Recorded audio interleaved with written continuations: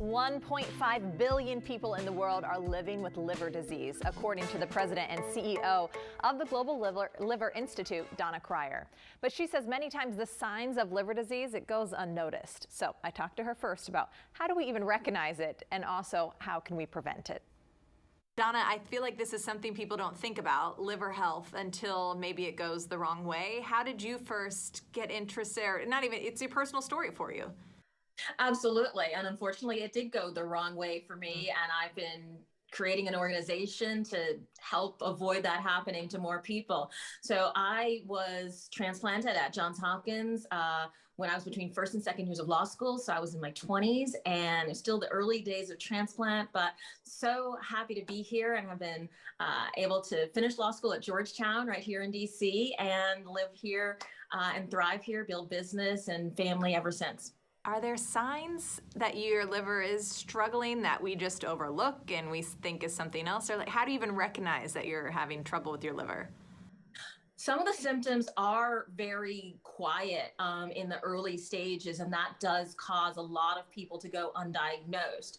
But too often, your doctors are taking your liver enzymes or your liver function tests as part of your normal annual blood work, and they're just not looking at them. Or too many doctors just say, oh, well, we'll check again, and then they never do. And so unfortunately, a lot of people are diagnosed at very late stages where you start seeing things like yellowing of the eyes or horrible itching beyond any itching you could ever imagine, or darkening of stools and things like that. But those don't show up into the late stages. And so sometimes it's just, you get a feeling you're too tired, something's wrong. The liver does over 500 things for your body. And so if the liver goes wrong, a lot of things can go wrong. And it's, really important to have your doctor check and make sure that they're checking.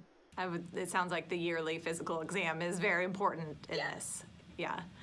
Okay, so what can we do to not get to that point, to take care of our liver right now? Any tips for us right now on what we can and can't do? Absolutely. And I really want to focus on what people can do. I think the good news is that the same things that are good for your liver health are also good for your heart health and your brain health. And so it's, more movement, less sugar, more water, less alcohol.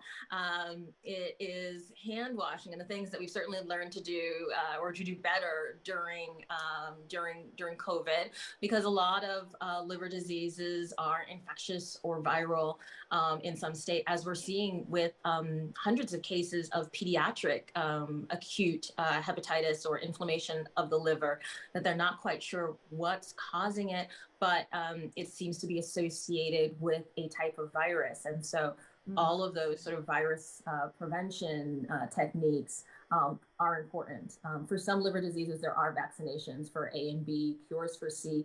70% of liver disease is preventable, so we hope people do. One thing I was surprised on the what to do list is drink more coffee. I saw the green tea. I'm like, okay, green tea, but coffee, really? Coffee is good for your liver. There is just a long list of literature confirming that coffee is protective of liver cancer. It can sometimes reduce fibrosis. So up to 4 cups a day. Wow. So that's the good news. That's the good news today. Wow. Especially as we're all drinking our coffee right now, huh? So we just finished Donate Life Month, and when it comes to the liver, Donna actually told me you can be a living donor, if you didn't know that already. So you can donate part of your liver. It regenerates then in both you and the donor, or you, the donor, and also the recipient.